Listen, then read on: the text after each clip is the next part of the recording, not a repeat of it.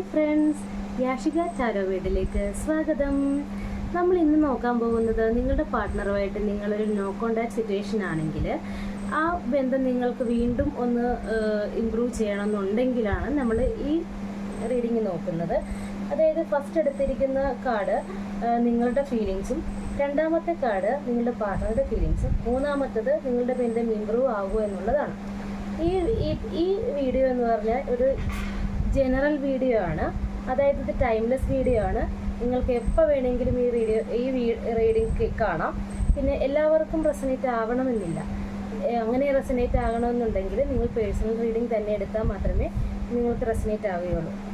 അപ്പോൾ നമുക്ക് വീഡിയോയിലേക്ക് കിടക്കാം. ഇപ്പം നിങ്ങളുടെ ഫീലിങ്സ് എന്താണെന്ന് നോക്കിയപ്പോൾ എനിക്ക് കിട്ടിയിരിക്കുന്ന 6 ഓഫ് കപ്സ് ആണ്. 6 ഓഫ് കപ്സ് എന്ന് പറഞ്ഞാൽ നിങ്ങളുടെ നോ കോണ്ടാക്ട് സിറ്റുവേഷന് മുന്നേ നിങ്ങൾ ഭയങ്കര ഹാപ്പി, സമാധാനം, സന്തോഷമായിട്ടുള്ളൊരു ഇതായിരിക്കും നിങ്ങൾ തമ്മിലുള്ള ബന്ധം എന്ന് പറയുന്നത്.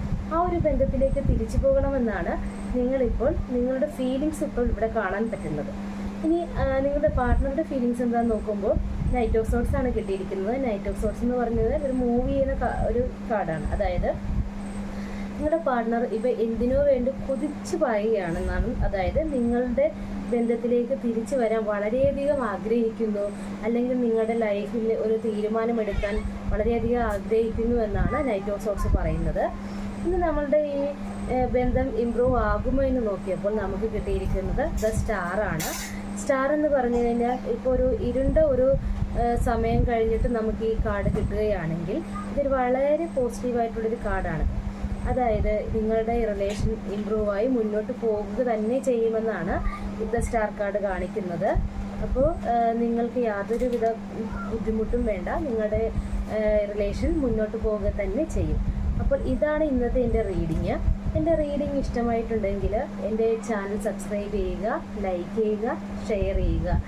പിന്നെ ഞാൻ പറഞ്ഞല്ലോ, നിങ്ങൾക്ക് എല്ലാവർക്കും റെസനേറ്റ് ആവണമെന്നില്ല. ചിലർക്ക് മാത്രമേ ഇത് റെസനേറ്റ് ആവുകയുള്ളൂ. അങ്ങനെ റെസനേറ്റ് ആകുന്നവർ മാത്രം ഇത് ഉൾക്കൊള്ളുക, അല്ലാത്തൊരു വിട്ടുകളയുക. നമുക്ക് റെസനേറ്റ് ആകണം എന്നുണ്ടെങ്കിൽ നമ്മൾ പേഴ്സണൽ റീഡിങ് എടുത്താൽ മാത്രമേ നമുക്ക് റെസനേറ്റ് ആവുകയുള്ളൂ. അപ്പോൾ ഓക്കെ, താങ്ക് യു. ഇനി അടുത്ത നെക്സ്റ്റ് വീഡിയോ ആയിട്ട് നമുക്ക് കാണാം. Bye bye.